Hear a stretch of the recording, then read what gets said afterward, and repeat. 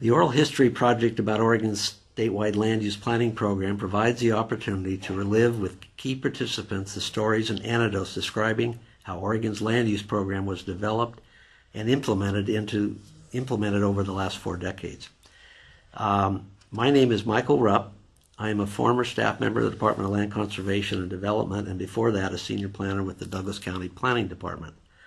It is October 11th, 2016, and it is my pleasure to be interviewing William Bruce Bartow, formerly the Josephine County Planning Director. Bruce Bartow is a native of Oregon, a graduate of North Salem High School and the University of Oregon. After serving in Vietnam, Bruce studied in England and obtained a master's degree in sociology. He began his professional career in 1975 as a grant writer in Newburgh and then became the director of the Area on Aging in the Dalles. In 1977, Bruce began his career as a land use planner by accepting a position as associate planner with the Josephine County Planning Department in Grants Pass. Bruce's role was the county citizen involvement coordinator, his first role. Bruce rose through the ranks of the Josephine County Planning Department to become assistant planning director in 1981 and director in 1983. Bruce guided the county through the development and acknowledgement by the Land Conservation and Development Commission of Josephine County's comprehensive plan. He retired as the Josephine County Planning Director in 2005. Thank you for doing this. My pleasure. Appreciate the opportunity to interview you. Historically, I should mention that Bruce and I were at the University of Oregon. In fact, we're in one of the classrooms. Bruce and I teamed up to teach a class, several classes here, back in the 90s, maybe? Yeah, we did 5 years worth. Anyway, and that was through Professor David Povey gave us the opportunity, and we enjoyed that very much, sharing our experience with students here at the University of Oregon. I want to read before we start the objectives of the oral history program.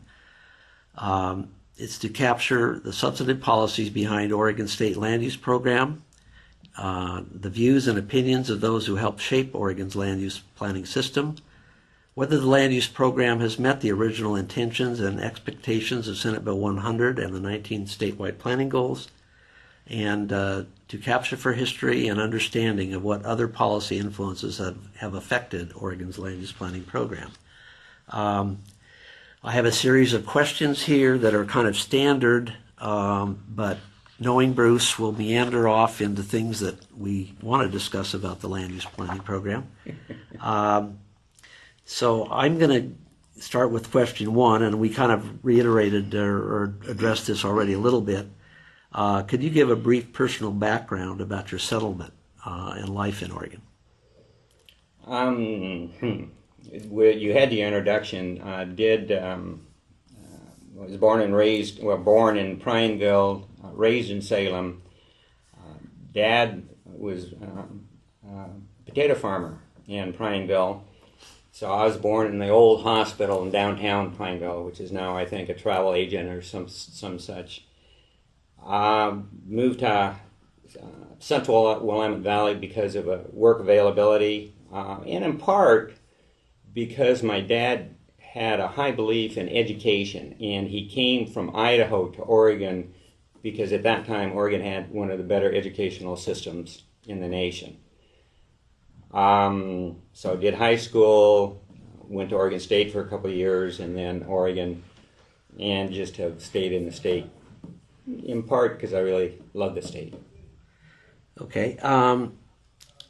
Let's see. Something you mentioned that I could relate to was your father watching Governor Tom McCall. Yeah. And I used to do that as a high school student in Milwaukee, Oregon, also being a native Oregonian. And I remember Governor McCall wading into the Willamette River and picking up garbage and things and showing it to the audience and saying this has got to stop. He was a political commentator for Channel 8, KGW. Aggressive one, yes. And he was, something you don't see today. No. And I think that was the forerunner of him ultimately becoming governor and basically being the author and orchestrator of having a statewide planning program. And I don't know if that attachment to Governor McCall is part of your relationship to the program, but you kind of grew up at the same era that I did in Oregon, and certainly had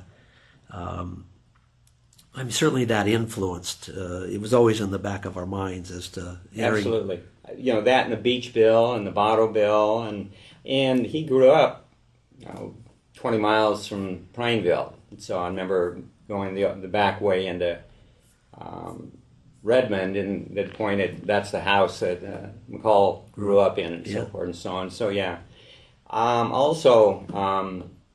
My best friend was a fundraiser for a local charity, and as part of his job, he'd go in politic the governor, and so I went with him one time, and it was Hatfield.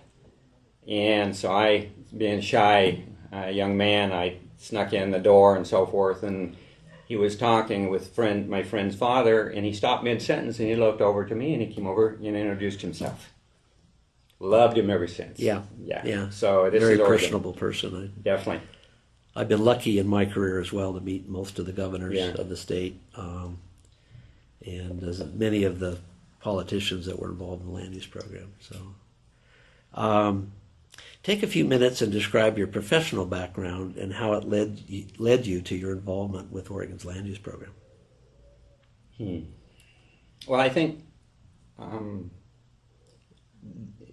our comments, observations about the governors and elected officials set a tone or tenor for view of the land. And then my first job working with, as they called themselves, the elders of Mosier Valley, over out of the Dalles. People who worked the land, had retired, loved their communities and so forth.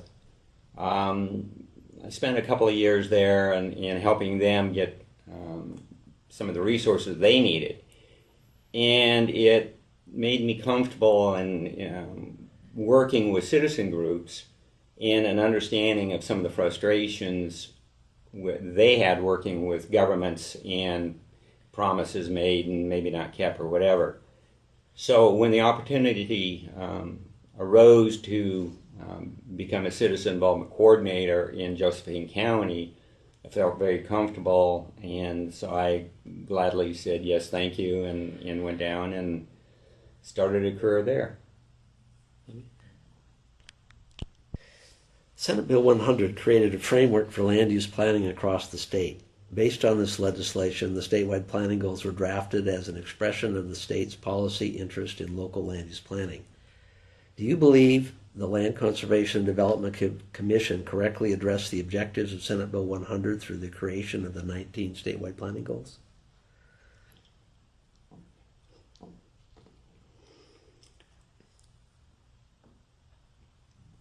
First answer is they seem to. And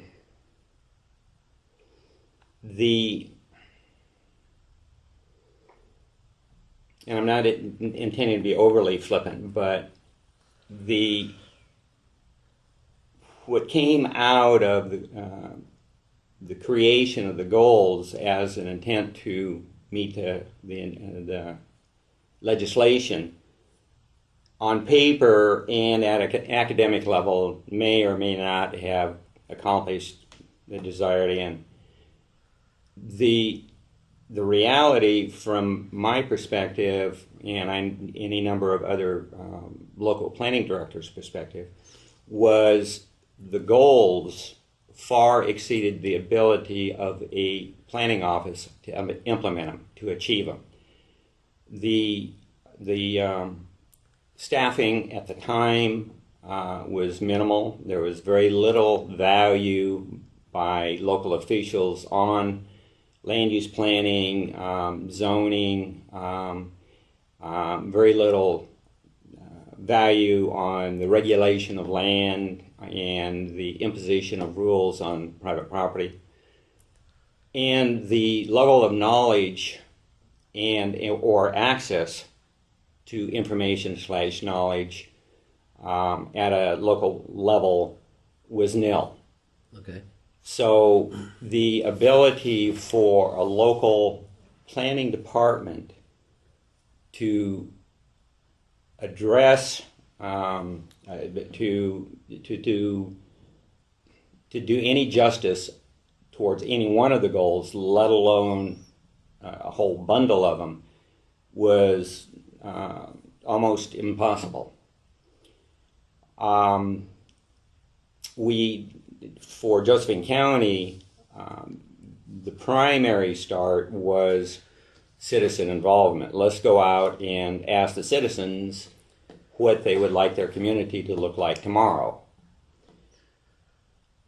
That was all by itself an exciting experiment for a variety of reasons. Number one, a whole segment of Southern Oregon population didn't even want to have that discussion. Right. Number two, there was a subset who gleefully would have that discussion in hopes of being able to impose some regulations on their nasty neighbors, be it junk, noise, animals, whatever. And no one was quite clear what was going to happen with the results of these arduous discussions that went on forever. At many a time I would come home at 3 and 4 o'clock in the morning. One of the first counterculture communes was down in Takelma, and they absolutely believed in decision by 100% consensus. And so if one person, for any given question, held out, it could easily be sunrise before they would break up a meeting. Yeah. Let's describe the sociological aspect of Josephine County. I think that's quite interesting. If I remember, correct me if I'm wrong, and granted this is from a Douglas County, which is not so different, Salem perspective, but Josephine County seemed to be a place where people could get away from government, could get away from regulation. I'm not saying that's because of the county, it's just because of the topography and the ownership of property, BLM interspersed with federal lands that were not in the, I mean, you only have, 2 highways that really go through most of the county, so access is limited, Forest Service roads and BLM roads, and people could get away from places if they wanted to. You probably had more communes, this is again back in the 60s and 70s, you probably had more communes in your county, even though size-wise it's not one of the largest, than any other county that I can think of. And they did have their own government, their own systems, and they varied.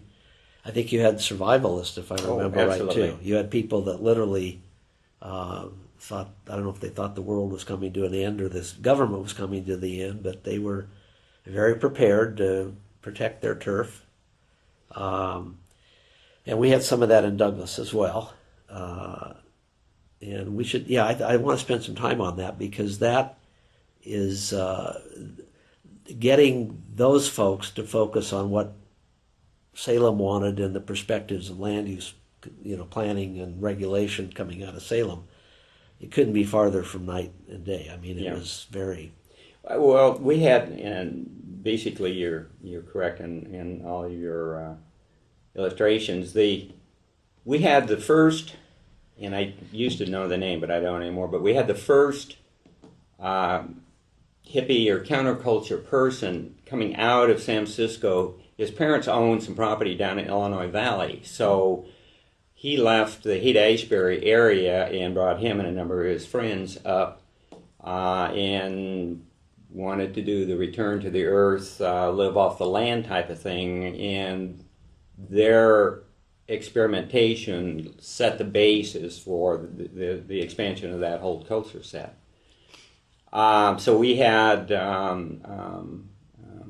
birth clinics, Takelma People Clinic,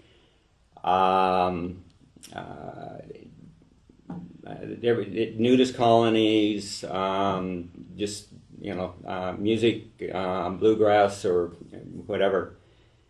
And they had worked real hard at setting up their own form of governance, their own form of community organization. How do you make decisions on behalf of the community resources, and so forth?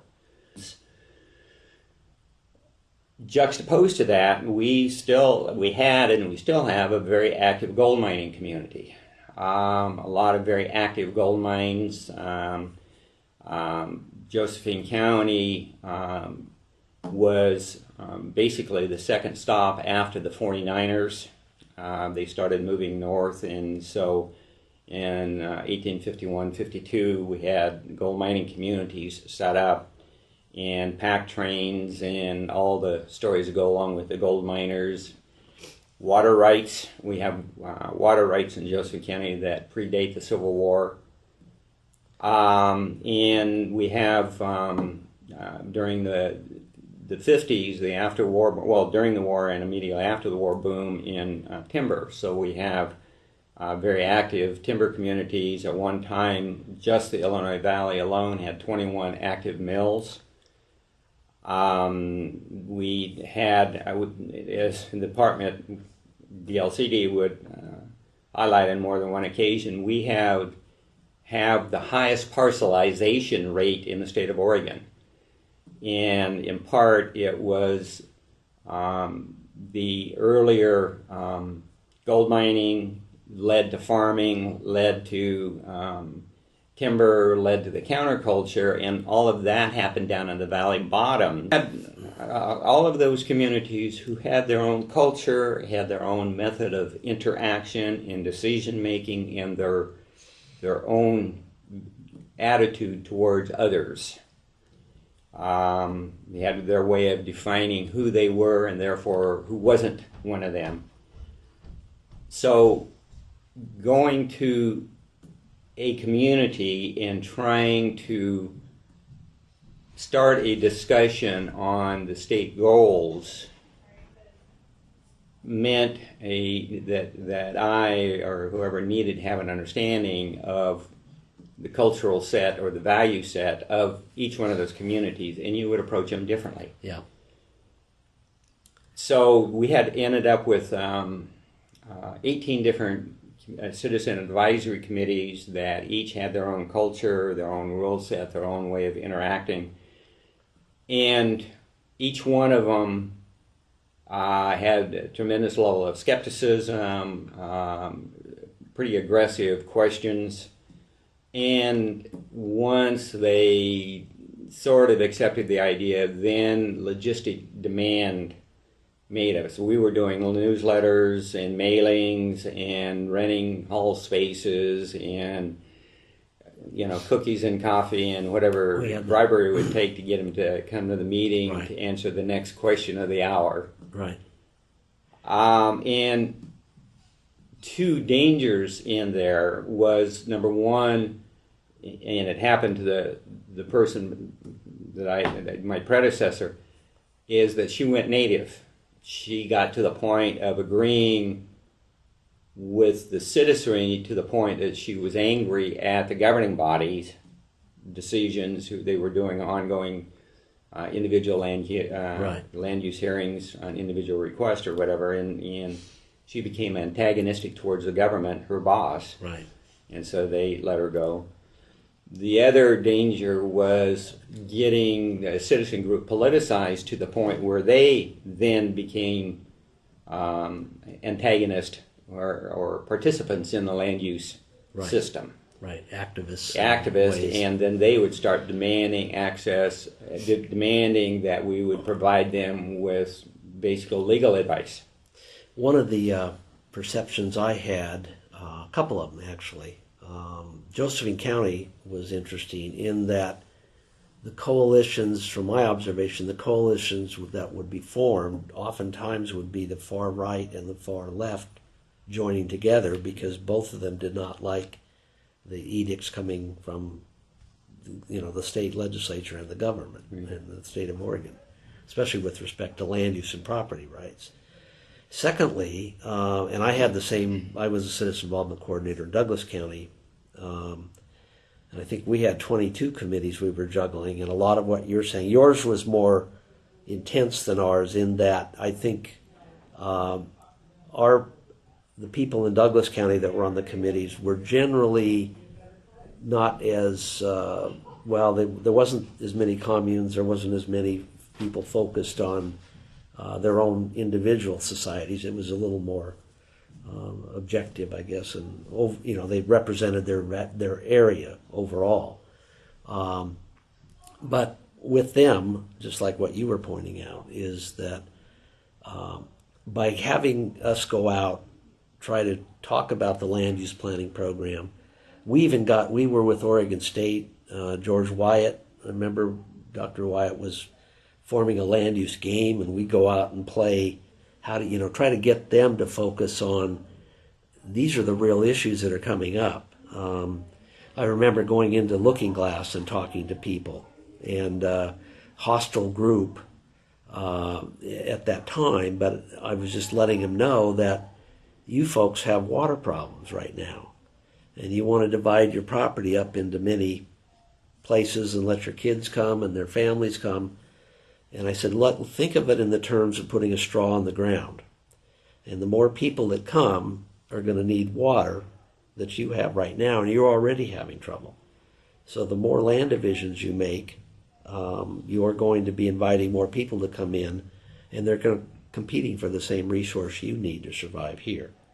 And that was the first time after that discussion where the light bulb started to go on, and they weren't as antagonistic about it. They didn't necessarily agree, but they realized that it's not just property and it's open to development forever, that there is a limit. And once they know that there's a limit, you can start having a dialogue about what it is we were doing.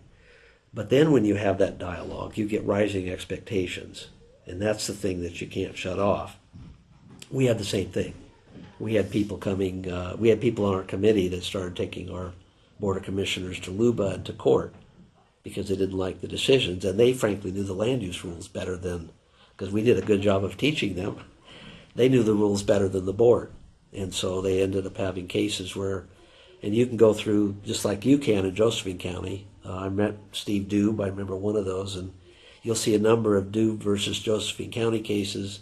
Yvonne Nouse in our county, you'll see a bunch of cases where you had, or Mike Weatherall, Sherry Weatherall, I think her name was. You'll see cases where Weatherall versus Douglas County, that was all stemmed from from our working and citizen involvement. Mm-hmm. We taught them basically because that's what we were supposed to do is talk to them about what the rules were and how they're supposed to work. And once you teach them, then if things don't go, and as we know, the boards don't always do things the way planners would like them to do, as do planning commissions, that you end up in confrontations that the committees can win. And I always found that fascinating, and that's something that hopefully for history people understand, that the program wasn't just coming out of Salem, you do this and everything will be fine. It was very enlightening to many people, and the result is the shaping of the program today isn't just a straight line. It took a lot of curves and bounces to get where it's at. Absolutely true. Yes. Of the 19 statewide planning goals, which goals do you believe have been the most important to accomplishing the objectives of the state land use program? And which ones do you feel have been the least? The 19 goals that evolved out of the philosophical and political discussions at the state level were handed to a planning office to implement. As we commented earlier, planning offices were never created for this task and were generally completely incompetent and incapable of doing the task. We had to learn on the job. We had to learn on the job, and the planning office, Josephine County Planning Office, went from like 6 or 7 people to 17 people at the height of the program. And even then, a tremendous amount of energy was focused on very few of the goals. Part of what needs to be understood is that in 1977, when I started with the county, and the goals, were before that, we had no computers at all at the county. I finally, through a little bribery and cajoling, acquired a set of DOS-driven computers from the local community college. We had no idea what geographic information systems were. We were making maps. The first colored comprehensive plan map was hand drawn. We were doing efforts at resource identification. Where's the hazard areas? We were doing them sort of a McCargian fashion, paper maps on the wall and cutting out little squares and Mylar overlays and overlays and all of that. So the ability to handle any one of these was overwhelming, and to look at 19 of them was just real silly. In part, a number of the goals did not apply to or had minimal application to Josephine County. that was a good thing. Which was a very good thing. Ocean resources, beaches, dunes, coastal shorelines, estuary, greenway, Willamette River Greenway. Right. Did not affect Josephine County. Josephine County didn't have those resources to contend with. Another real tangle that wasn't dealt with very well by the state was the urbanization questions and the relationship between county and city governments, and what would happen in that halo area, the land just outside the cities, that were therefore county regulated, and Board of Commissioners were elected by those citizens, and the board was their source of recourse. So when we got to questions on urbanization, urban growth boundaries, housing, infrastructure, naturally the cities wanted involvement, but we had no guidance as the city-county relationships, the regulatory authority, who got what resources and how to manage those resources. So all of that was very, very painful. Now, a lot of that depended on the relationship between the city and the county. If you had a city and county that actually got along quite well, it went a little more smoothly than those that some of them never talked to each other and didn't want to talk to each other. And, which is very true. Yeah. Plus, it depended on the governance. In some areas, both sides of elected officials understood the value of joint visioning, joint planning, whatever, and understood the value of concurrent activity. A whole lot of places in the state, a lot of times in the rural areas, had no need or experience or interest in those discussions. And which one was yours? I wonder. So I think you're saying yours did not. Ours did not. Yeah. And again, most of the rural areas, I'm not sure I really heard of a rural area, something, as they say, outside of the Willamette Valley, that happened pretty easily. Just for the viewer and listener of this interview, I should point out that your jurisdiction ended up in regional problem solving because you had a unique situation. The county, Josephine County, established sewer districts and an industrial area outside of the city of Grants Pass that ended up being a major issue of contention, probably still is to some degree, because they needed services at some point, and if I recall, the sewer district kind of was failing. One of them did fail, if I recall. And water had already been provided to parts of the rural area, and the county was encouraging industrial development of an industrial park near the airport, and by doing that, there were places in the city that could get lower cost it would be less expensive to go develop outside the city and still get some of the services. So there was major issues there that really never surfaced, I would guess, in this planning, although they should have, because that's what good planning would have tried to take care of. But it did bubble up to the surface later, and that's basically how you and I became friends, is we spent a lot of our latter part of our careers trying to get a handle on regional problem solving in Josephine County. Right. And it was a planning issue, infrastructure issue, financing issue, population management issue, as it were. Well, and jurisdictional between the city and the county, because they both had valid points at that point in time. That's right. The county trying to say it's here, we got to deal with it, and the city saying it's got to be on our terms because we're the ones that have sewer and water capacity to deal with future growth in those areas. Right. So a very interesting issue.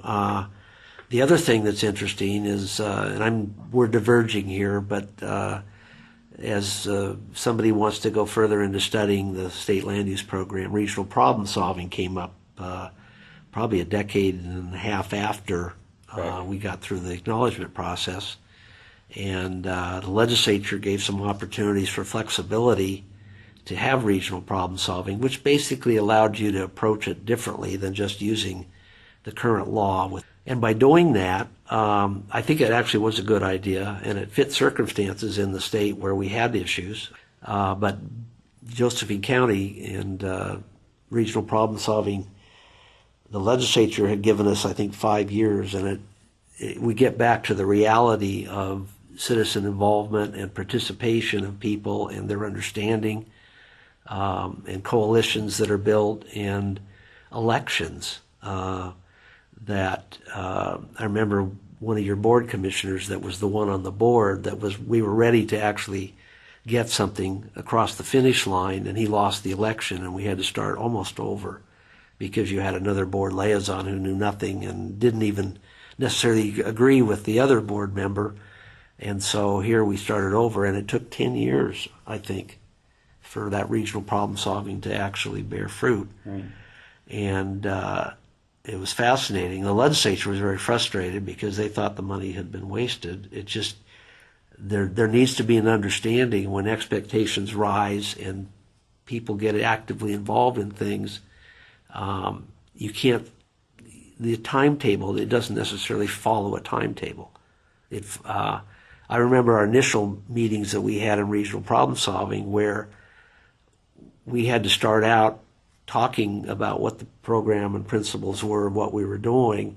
And the next meeting, we had a whole different group of people that showed up, and we had to reiterate everything. And we spent the first 4 or 5 meetings just telling different audience members what we were meeting about. Right. And none of that is ever computed, and of course it costs money every time you meet. You can't rush these things, I guess is where I'm going with this. Anyway, sorry about diverging, but that's part of the reality of Josephine County. Well, I'm thinking about it. There's at least 3, if not 4, and probably 5 different occasions where, to your term, we got right up to the finish line, and something from the outside would happen to the political process. Wasn't the citizen involvement, it was the actual political process where somebody would throw a zinger in. To the 18 CACs, I finally got concurrence on goals and policies for the Board of Commissioners to adopt. About the time the board was ready to adopt, the Board of Realtors hired a lobbyist and paid his salary for a year and a half, and the board agreed to have him sit in a room with the board and go through word by word on everything that the citizens had developed, and significantly altered that final product, and that was what they adopted at the back end. And so your citizens were furious. And the citizens were furious. That whole time, at the front end and during was basically a waste because the final product did not comply with the state program. Yeah. So then it took us another 5 to 8 years untangling that and regaining trust. Regaining trust, but creating a document under duress by the state. Yeah. that would meet state standards reluctantly, Yeah. marginally. So yes, at the state level, that understanding has to be very strongly understood / emphasized going into this process. So the goals that really applied to Josephine County, certainly goal 1, Correct. citizen involvement, and I guess scoring the success of citizen involvement. You actually had a very robust citizen involvement program. Correct. Sometimes to the detriment of getting Correct also. the job accomplished. Certainly, goal 2 is the overall planning goal. Goal 3 and 4 applied. Your agriculture is limited. Yes. We had to have the second or third lowest volume of agricultural land in the state of Oregon. Yeah. And forestry applies, although your forest land isn't as good as some of the others. So certainly, the farther you get towards the coast, it improves. And 72% of the land is managed by the federal government. Okay, Be it so we're Forest Service, really BLM. talking about a very small percentage of, Right. but I'm sure it occupied a lot of your time. A lot of enthusiasm. And then, of course, goal 5 and 6 would be applicable. Natural hazards would be applicable. Floodplain issues and landslide issues are certainly prevalent. Recreational needs, economy, more so, but not as high or prominent. It just, ongoing, if you will, silly things, real important, but in the development of the comprehensive plan and resulting zoning, one of the requirements was preservation, protection of historic and archaeological sites. Right. So I called up, since the Bureau of Land Management manages most of the bottom land, which is where the archaeological sites were, I called up and asked, where's the location of those archaeological sites so that I could protect them? They wouldn't tell me. If we tell you, then we're going to have to throw you in jail. Then they're public record, and yeah. Yeah, and so I then said something like, well, let me know down to a mile so that then we can zone them to protect them. And there was quiet at the end of the phone, and they said, you'll be getting a call from a federal judge. So there were expectations out of the philosophical discussions at the state level that did not meet or allow for the financial skill level, information management ability at local planning offices. But yet if we couldn't meet the standards, then we had sanctions imposed on us. I'm looking at some of the other questions here. Let's see. Going back to the goals real quick. You ended up getting goal 3 and 4 established and zoned and through the acknowledgement process. Public facilities was an issue.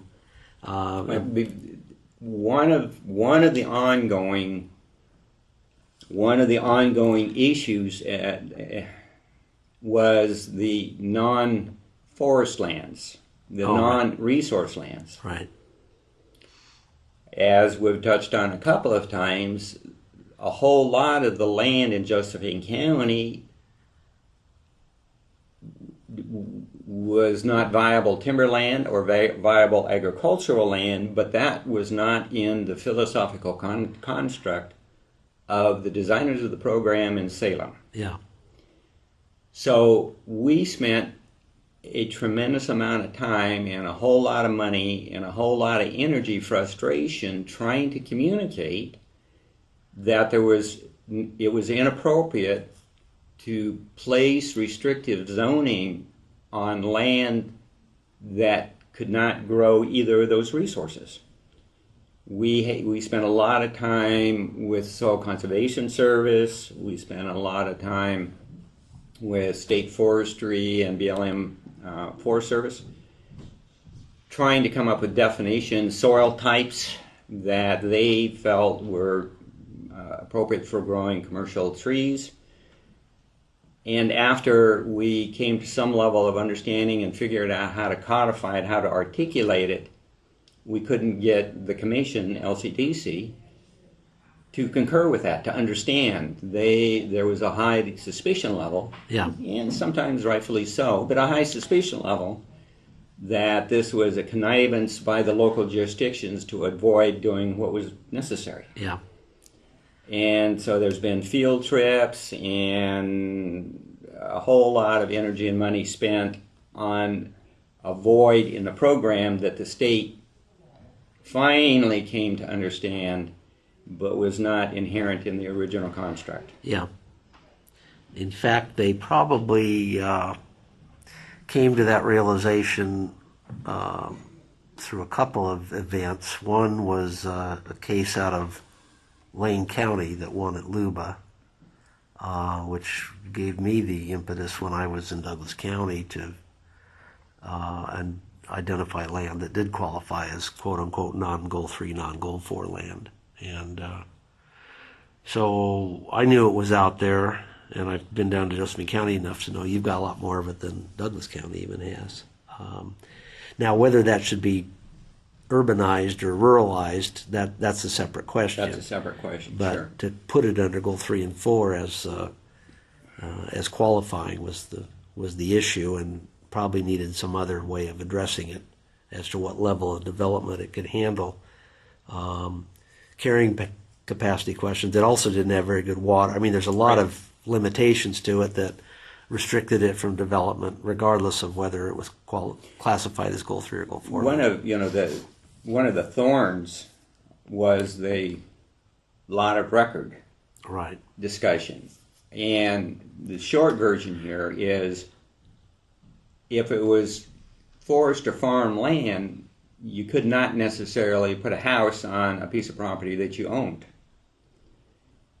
But if it was not farm or forest land, then at a minimum, from a political, emotional, logistic perspective, I've always felt, and most of the planning directors felt, that at least if we ought to allow the placement of a dwelling on a legally created piece of property, whatever size, then Right. leave it up to the property owner to handle the carrying capacity issues, which are very valid and very real issues. Right. It does not necessarily mean it should be able to be subdivided, new parcels created, or any of that. They Right. just ought to be able to live on their own land. Right. And state's position was no. And of course, that led to legislation and battles at the ballot box that actually shaped the program differently. Yeah. Do you believe the statewide planning goal struck the balance between state and local control that LCDC intended in 1974? No. Okay.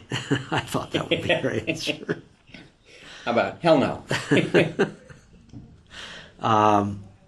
On the land use program, do you think overall it's been successful? I mean, is Oregon different than other states? Do you think it shaped development in a manner that's healthier? Answer is yes.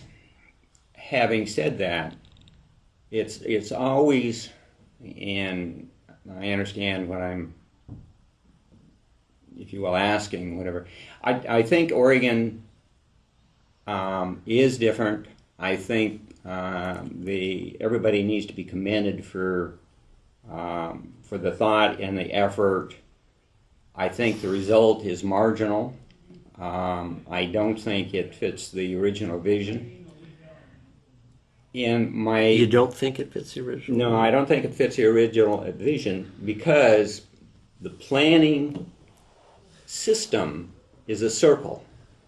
You come up with a concept, you come up with the implementing tools, you implement, you evaluate, you adjust the program, and then you do it again. Yeah. And we got 3/4 through that process, and it was so painful, so arduous, so expensive, that everybody has been scared to death to do it again. Yeah. So we very quickly slipped from being a planning, what's right, how do we make it better question, to a rearguard holding action, and when in doubt, take it to the courts and argue about how many angels are on the head of a pin, which is a downward spiral. If I understand you, given the arduous task of getting a plan through the acknowledgement process, finally getting it acknowledged, and then if you remember, the state at one time had a fairly robust periodic review aspect to it, where I remember the commission when I was there adopted rules for having people basically do just what you're saying, recognizing the plan as a living document that would be revised or reshaped based on the attitudes and the issues that each jurisdiction had that was confronting them.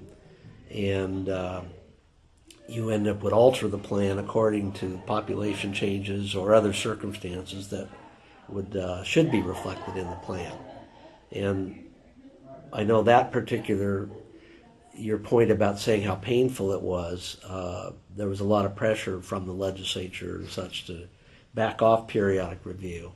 And I'm actually hearing that from other people now, not that I have a big circle and I'm not involved in land use like I used to be, but I am hearing where they feel that some of the comprehensive plans are out of date, or that they no longer reflect what they believe the community needs to adequately project into the future ways of satisfying demands that they are recognizing. And so that's kind of what I'm hearing you say, is that in true planning, you would actually do an evaluation and come back and make amendments accordingly. That now is severed because it was so difficult to get through the acknowledgement process that, and now most of the directors that felt all those pains aren't involved in planning anymore. The new folks, without a call to go and relook at their plan, basically are making it more of a mature planning process where nothing, like you said, it's just a holding pattern. It's not really looking deeply into the future. There's a couple of additional dimensions. One of the dimensions, the very human, very political dimension,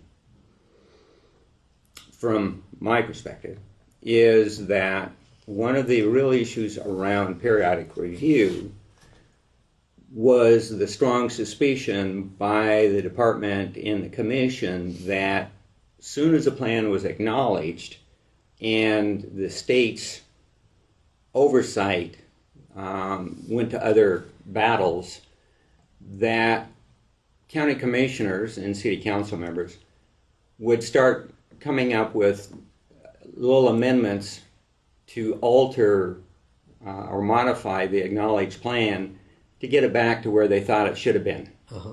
So they would be undermining the tough gains that were made, and get the plan back to where the local politicians, local citizenry really thought it should have been 15 years ago. How could they do that, or how did they do that? By little plan amendments here, or by a decision, a land use decision there, grains of sand.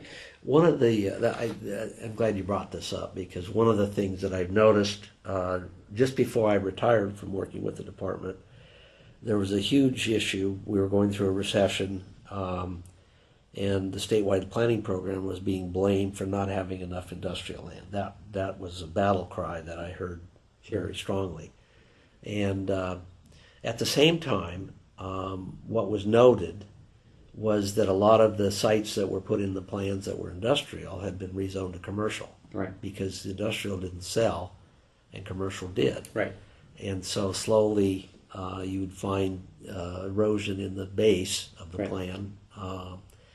And with that, you ended up with a lot less industrial land, and then people could come out and say, you need to move the boundary out. We don't have enough industrial. and it's the planning program's fault, when in fact it's the pressures, the local pressures. This is my belief now. The local pressures would come to such a level where you get the city councils and planning and county commissions to come in, and because that's the day-to-day stuff. Yeah. I mean, you're dealing with.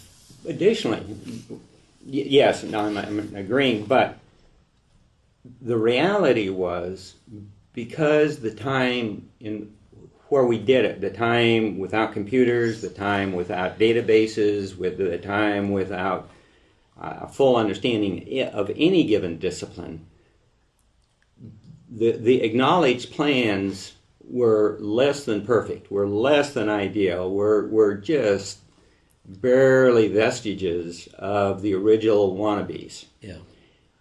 Which is the fourth or fifth reason why it was necessary to do them again, and to do them again, and to do them again, to take new information, new knowledge, and mature them in context, in the political realities, and so forth. Yeah.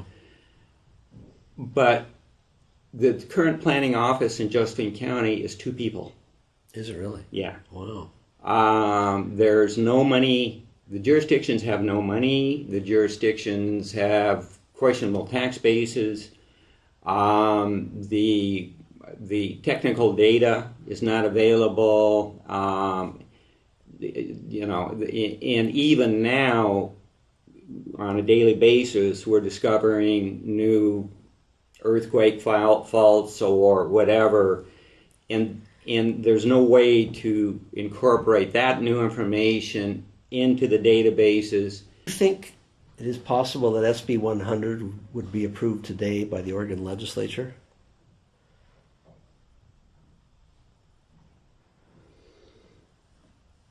In other words, do you think it is a program that kind of came out of the 70s? And you and I both remember the 70s and the environmental, when we were... Interesting question. My first answer is no. But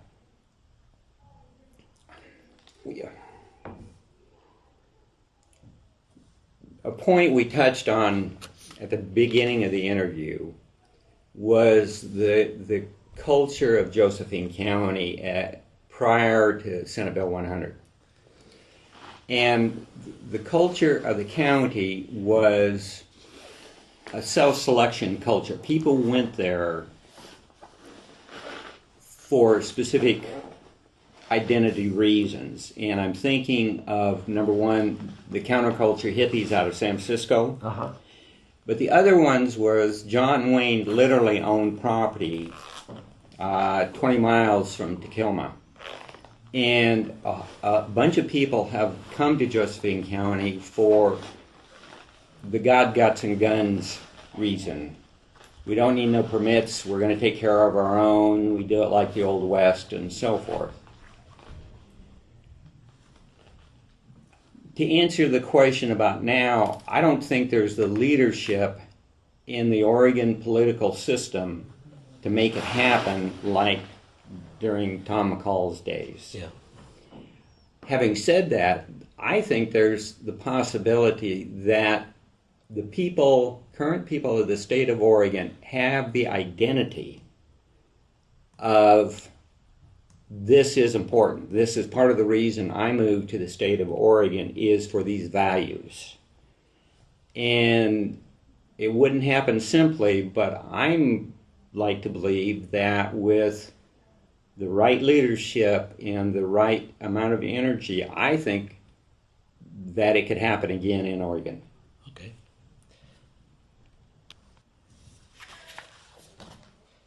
Okay.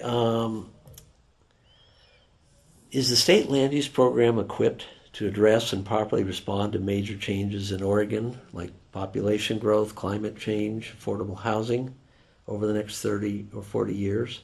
Or do you think changes are needed in the program? Two separate questions.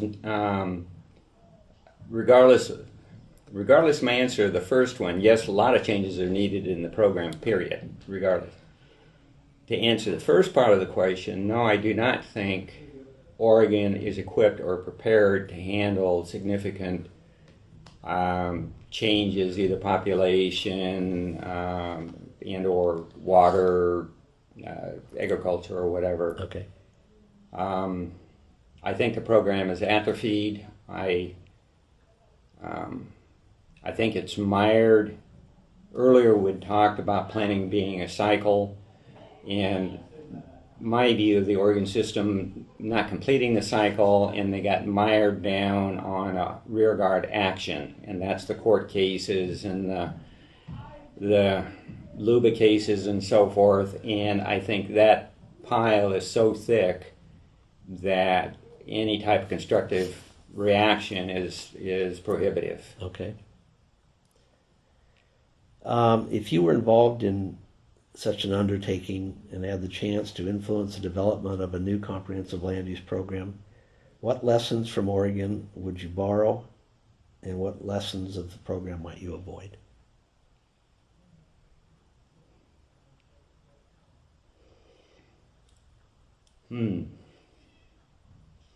It truly is a new age with all the scientific, technological changes. I think now would be a good time to start a program rather than 40 years ago. Right.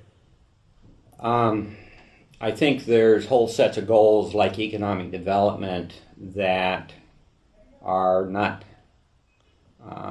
quantifiable or not predictable. I think they're a result of good planning.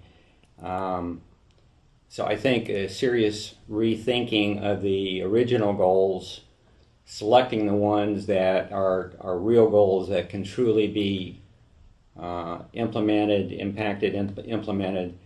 and then the resources allocated, both personnel, technical, financial resources allocated to those with clear understanding of the limitations and limited expectations, I think would end up with a more viable program and a program that can react to the realities on the ground rather than some theoretical philosophies done out of Salem. Okay.